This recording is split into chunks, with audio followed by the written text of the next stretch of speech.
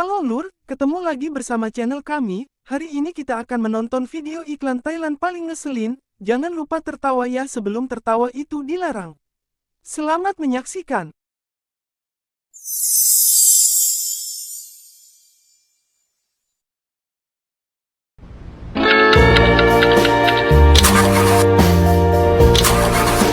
เมื่อมีปัญหาเรื่องแบต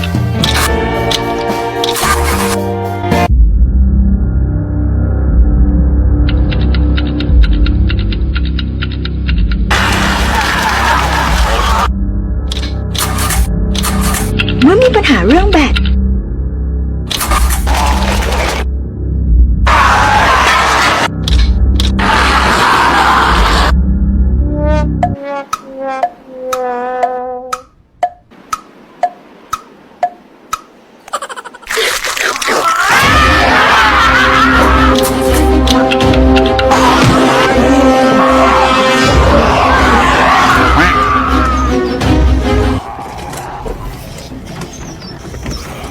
พี่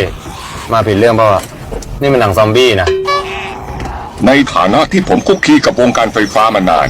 เมื่อมีปัญหาเรื่องแบตขอแนะนำโบลิเดน สวัสดีบริเดนบายดีเปล่า แบตเตอรี่ไม่ใช่คนไม่ต้องถามว่าสบายดี แค่ถามว่าดียังไง ดียังไงอะ เรื่องนี้ต้องให้นักวิจัยอธิบาย นี่คือนักวิจัยจากโบลิเดนวันนี้เขาจะมาอธิบายว่าโบลิเดนดีกว่าแบตอื่นยังไงดีข้อหนึ่ง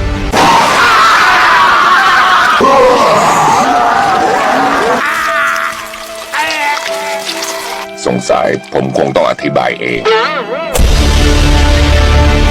ต่อไปนี้ผมจะสาธิตให้ดูถึงสิ่งที่โบลิเดนดีกว่าแบตอื่นดีข้อหนึ่งมีแผ่นผ้าที่หนากว่า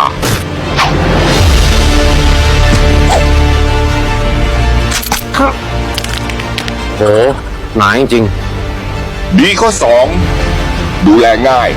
ไม่ต้องเติมน้ำกลั่น ข้อสามอะไรอ่ะ ชาร์จไฟเร็วจ่ายไฟแรง นี่ยังไม่ต่อขั้วเลยช็อตแล้วเหรอ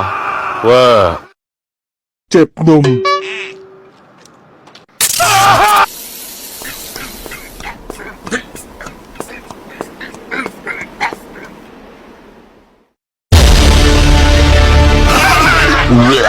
ดีข้อสี่ได้รางวัลแบตยอดเยี่ยมจากฟินแลนด์มุกแบดมินตันมาอีกแล้วรางวัลจริงอยู่ไหนเนี่ยรางวัลใหญ่นะเนี่ยจากข้อดีทั้งหมดเมื่อมีปัญหาเรื่องแบตเซิร์ชโบลิเดน